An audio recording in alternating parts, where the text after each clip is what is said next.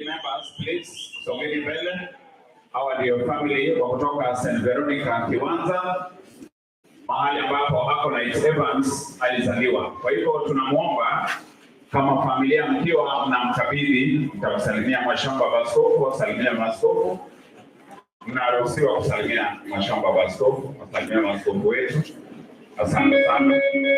Asante sana family ya Diaconate Evans. Shemasi mtarajiwa, shemasi mteule. Hiyo ni family kutoka Kiwanza. Asante sana. Thank you very much kwa kumkabidhi Diaconate Evans kwa ya kanisa.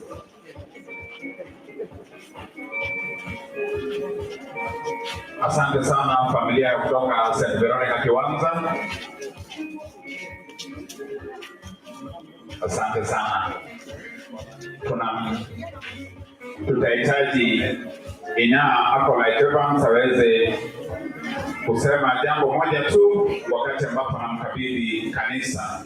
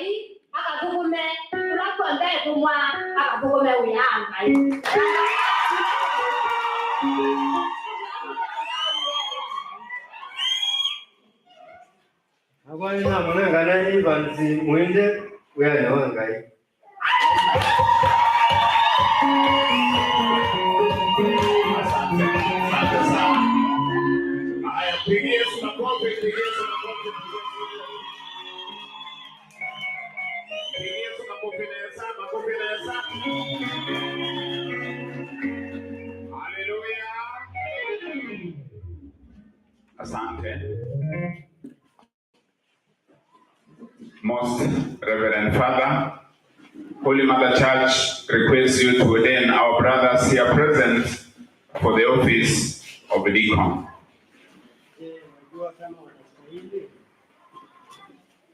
I testify that upon inquiry among the people of God and upon recommendation of those who are specially qualified, they have been found worthy. We will rely on the help of the Lord God and our Savior Jesus Christ, and we use our brothers here present for God our diaconate. Sote tutajibu tumshukuru Mungu. Kwa sauti tumshukuru Mungu. Welcome.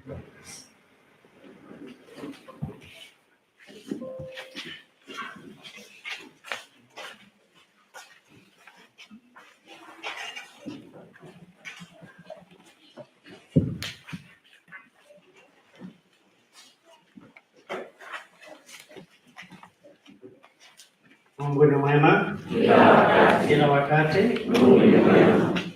Today is a big day in our diocese because we are celebrating fruit of our seminary.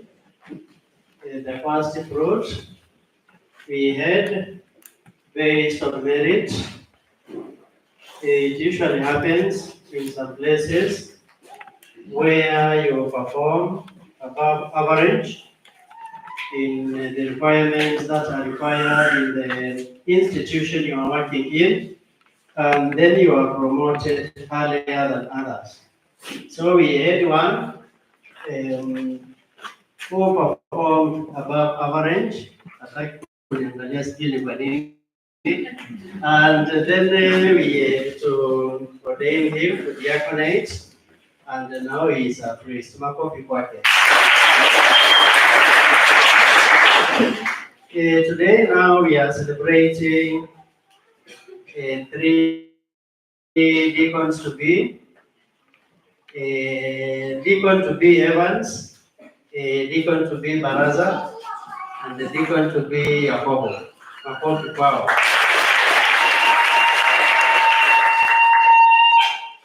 I would like to say a few things before I get into today's readings in connection with ordination to diaconate. We say priesthood is in 3 parts. The first one is diaconate, and the second one is priesthood, and then the bishop has the fullest of priesthood. Still in the church, we have what we call permanent deacons and the transit deacons. Permanent deacons, once they are ordained, they remain in that state the rest of their life. And when it comes to transit deacons, the ones we are ordaining today, they will only be deacons for a time, and then after their period is over, that is required by the church, then we shall ordain them to priesthood. However, once you become a deacon, you become a clergy, that means you are a member of the church, an institution, and you are a deacon forever. That is why Psalm 110, it talks about you are a priest forever, a priest like Melchizedek of old. So when we talk about the priesthood, it is in those 3 stages of diaconate and priesthood, and then the fullest of priesthood is being a bishop. When we look at the scripture, we see that diaconate existed before priesthood. So remember, I'm saying 3 of them, they are together. Diaconate existed before priesthood, and then instead of priesthood, we used to have bishops.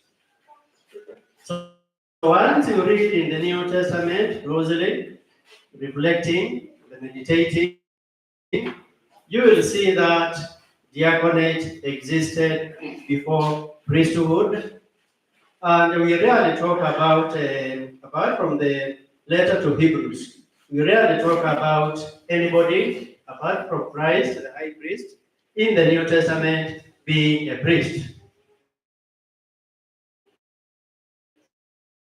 So Acts of the Apostles chapter 6, that kwa sababu kulikuwa na manunguniko, there was a need to have deacons so that they can serve. So you can see that a deacon has got more work. A deacon has got a lot of work. I wouldn't say more than a priesthood, but once we look at the New Testament, it is the deacons who were really working. They were doing service. They were doing works of charity.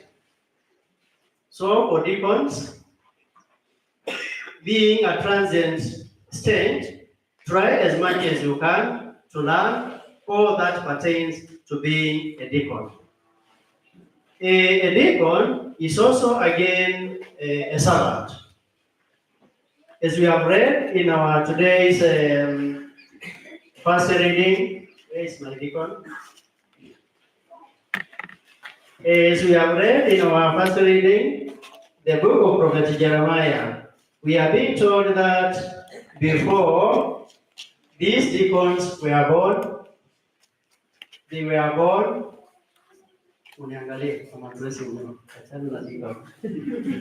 Before you were born, he knew you. So Evans, before you were born, Jesus knew, God knew. Today, 20th January 2024, you will be seated here to be ordained a deacon. Baraza, before you were born, God knew that on 20th January 2024, you will be seated here to be ordained a deacon. Jacobo, before you were born, God knew that on today, 20th January 2024, you will be seated here waiting to be ordained as a deacon. Many times, we as human beings, we have a lot of anxieties in the world.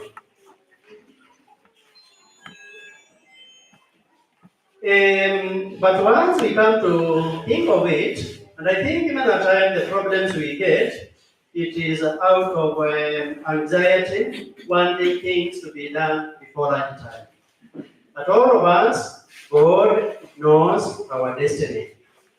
Each and every one of us, God knows our destiny. Najua wakati mwingine tunajiuliza nani wapi. Saa zingine sijui mtambo nikwambie nini na sijui kirudia, najua Muholondo, najua Jatelo, najua kidogo tu. So at that time we have anxieties, asking ourselves deep down in our hearts, kwa nini Mungu aliniumba? But each and every one of us has got a destiny. You only need prayer, meditation, and reflection, and a consultation with the Holy Spirit, and through that, you will see your destiny being unveiled day in and day out.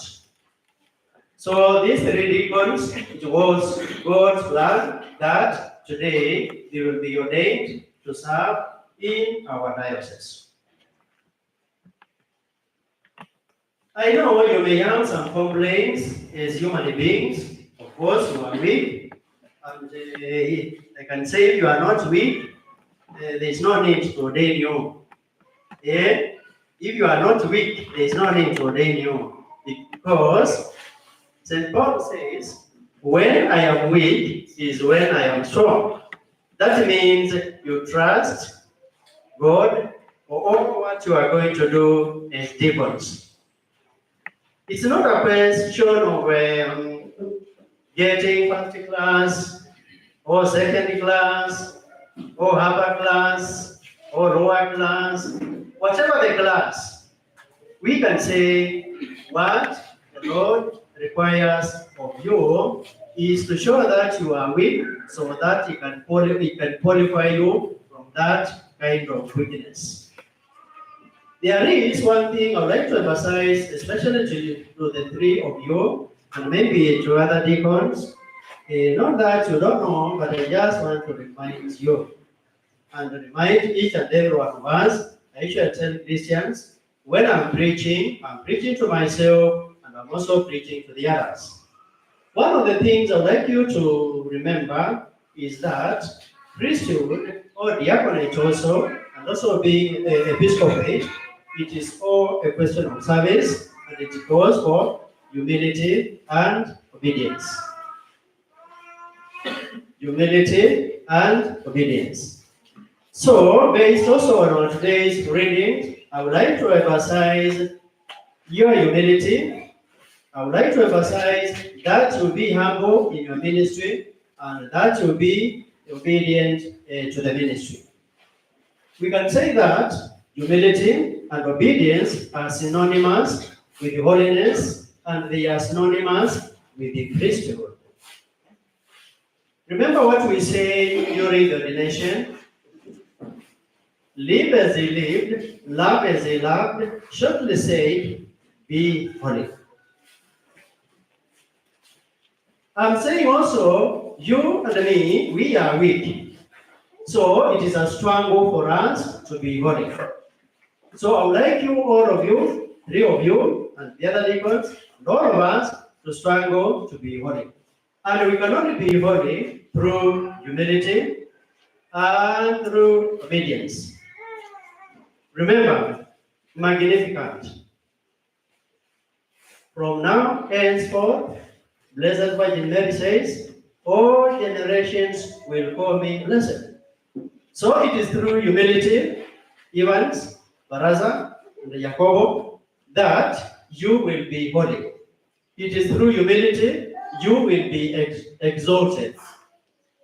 Remember also in Philippians, where Jesus says, or where Paul tells us about Jesus, although he was in form of God, he did not count equality with God. That again is a question of humility. It is a question of obedience. So I would like you to be obedient, and you are going to enjoy this ministry which we share in the priesthood. We can only enjoy the priesthood, you can only enjoy being a deacon once you are obedient. We have seen maybe issues here and there, but that's not the kind of witness I'm talking about. Whereby maybe I sent Evans to stay with my dear priest here, Badandinda from Samburu. And then because Evans has got more strength than in appearance than my priest here Dinda, ni kama anataka kumkemea. So what I'm talking about here, no matter how big you are, no matter your size, be obedient. Obedient, many a time, it will help you to achieve so many things. And it's also through obedience, we will see Christ in you. I shall say many a time, we can talk about good preaching, which is very good, good organization, which is very good, good anything, which is not bad. But I would like to say that obedience and humility, it is through that we see Jesus Christ in you. So I'm asking you, because God from the beginning knew you, before you were born, He knew you, He has called you to serve Him. Do not disappoint Him. I know you may say that you are young, and of course you are below 30, maybe below 25. You are young. But that kind of youngness we are talking about in the prophet, in the book of Jeremiah, it is not that of age. Youngness here, we are talking about being new in evangelization. And remember also the Kizungu word, which says that new brooms do what? They sweep clean. And in this saying, I mean that since you are young, you can do quite a number of things. Maybe many things which maybe other elderly priests are not able to do. So you are young in that way, but you are young, but you are strong. So I request you, and advise you and I suggest that because you are young, please take this time of being young such that you are able to do much evangelization as required. Remember, we need a lot of priests because someday I was telling my brother Bishop, I was telling him, the more we have priests, not solving the problem, but they are increasing the problem in the sense that they bring more people to the church. Once they bring more people to the church, then still work increases. Yeah, because once people come in the church, then you have a lot of work. Because ideally, if you want to serve your people, you must be very, very close to them. I am not sure whether you have this experience, but you are going to get it in your life as deacons, and maybe in future as priests. Once you are very close to the people, you feel so good, and they feel so good because you address them. Like where I usually assist, send my parish priest, because on Sundays I'm a priest, and my parish priest is the bishop. So when he has sent me, just an example, at the river. So the people over the river, I have come to know them each individually, such that if I see one of the members at the river, I know him or her in totality. And that is very good because it helps me to help them spiritually. So what I'm trying to say is, you as deacons, be very, very close to the Christians. Once you be very, very close to the Christians, they will never ask, to whom shall we go? Because they know somebody whom they can confide in when it comes to spiritual counseling. So, Evans, Baraza, Yakobo, naomba mjitolee muwe mkuwasaidia Wakristo wetu.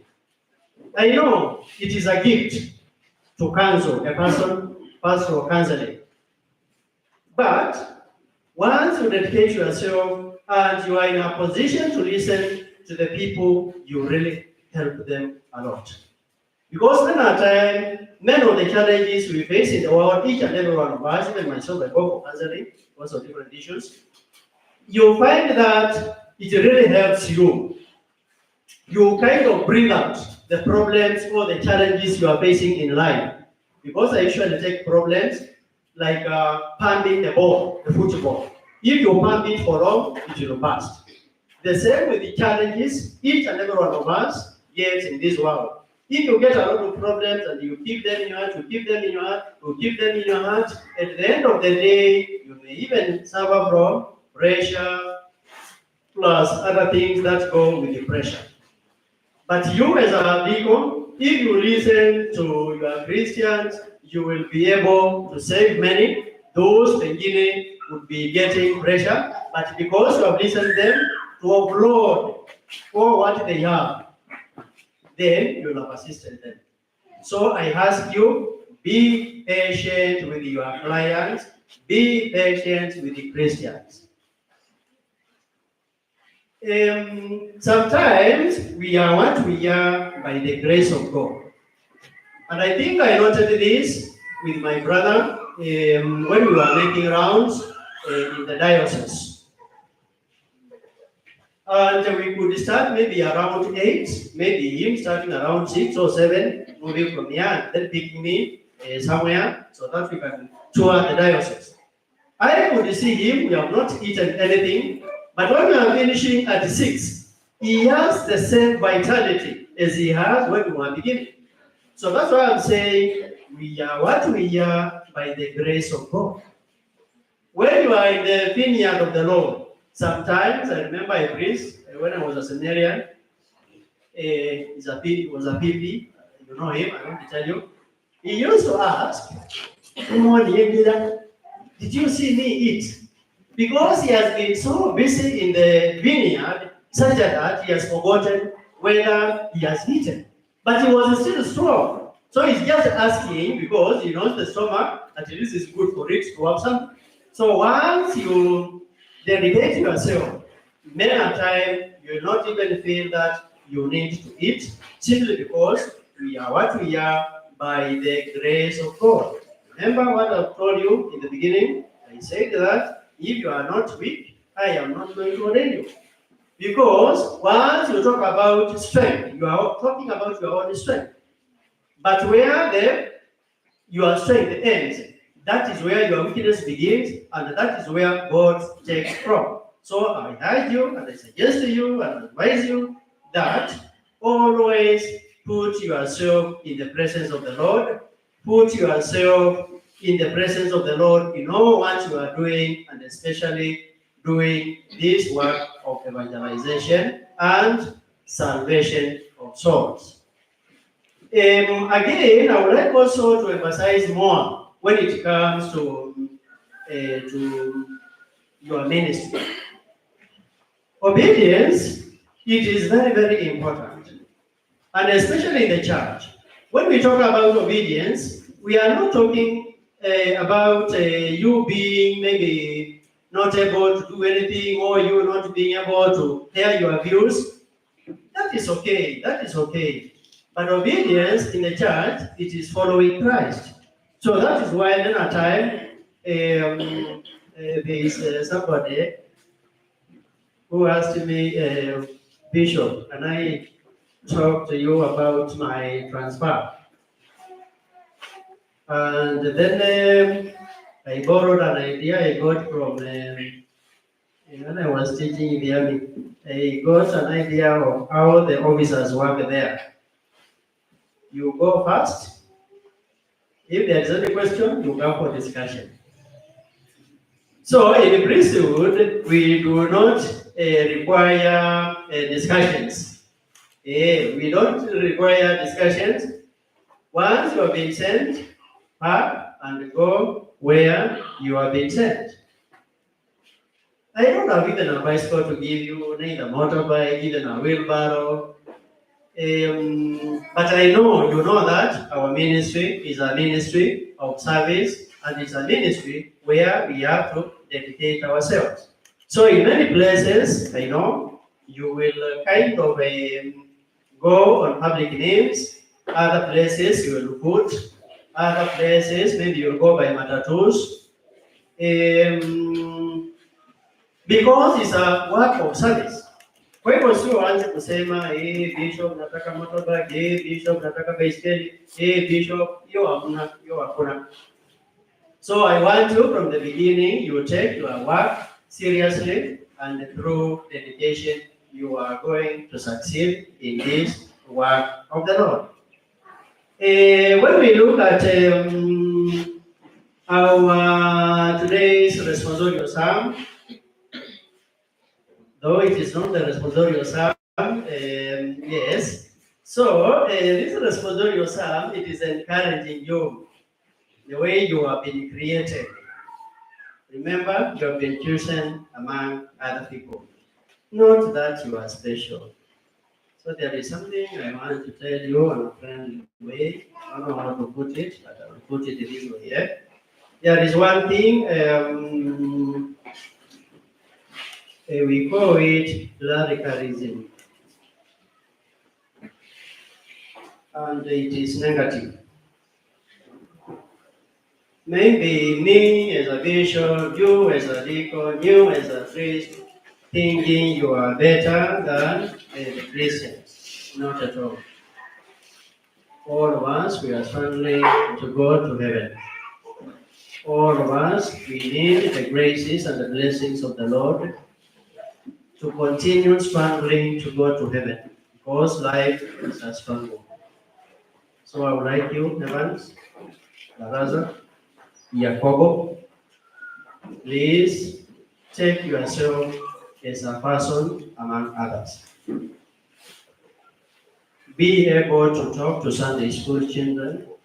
Be able to talk to people of your age. Be able to talk to people who are older than you. Be able to talk to the elderly.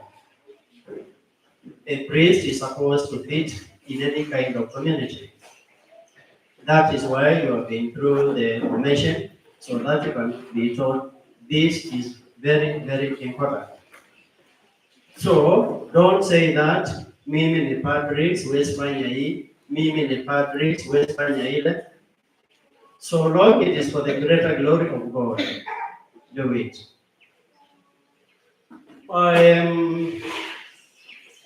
have written a book on techniques of guidance and counseling. Not that I want to talk about what I've done, but I just want to give you an example.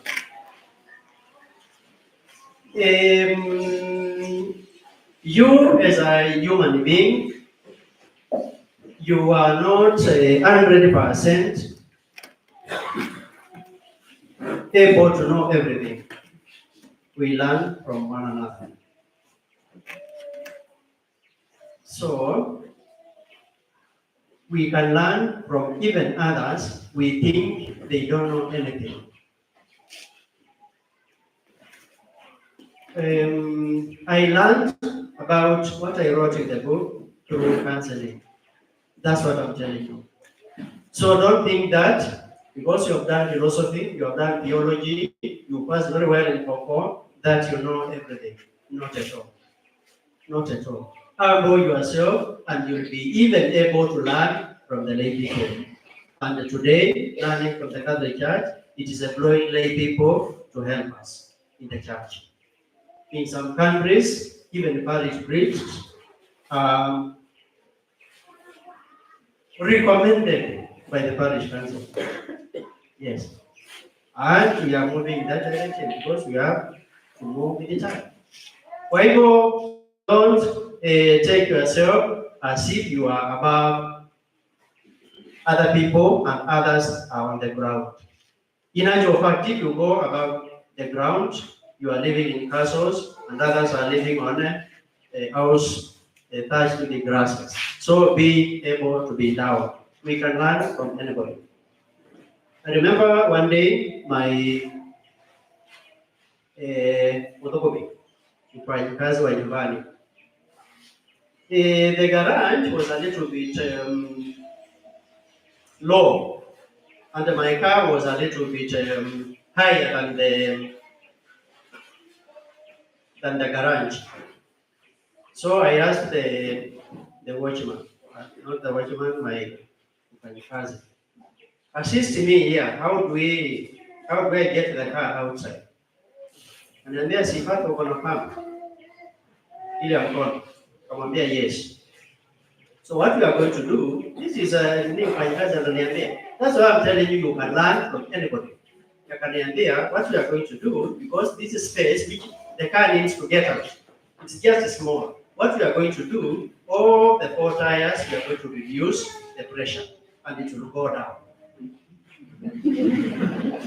I was there scratching my head with the professor. I was not able to get the car. So that's why I'm saying, with humility, you can be assisted. With humility, you can be assisted. With humility, you can learn a lot from other people.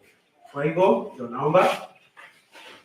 You, as deacons, try as much as possible to be down to earth, and you will be assisted by even people you don't think that they are in a position to help you. Yes.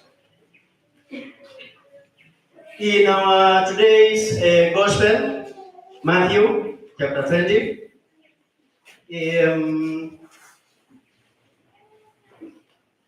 amefunga tena. I want to quote. Thank you. In our today's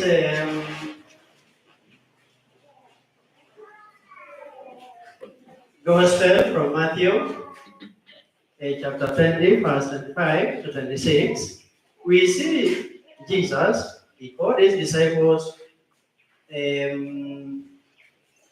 and saying, you know that the rulers of the Gentiles lord it over them, and their great men exercise authority over them. That is why I'm talking about humility. That is why I'm talking, because you cannot talk about humility without obedience.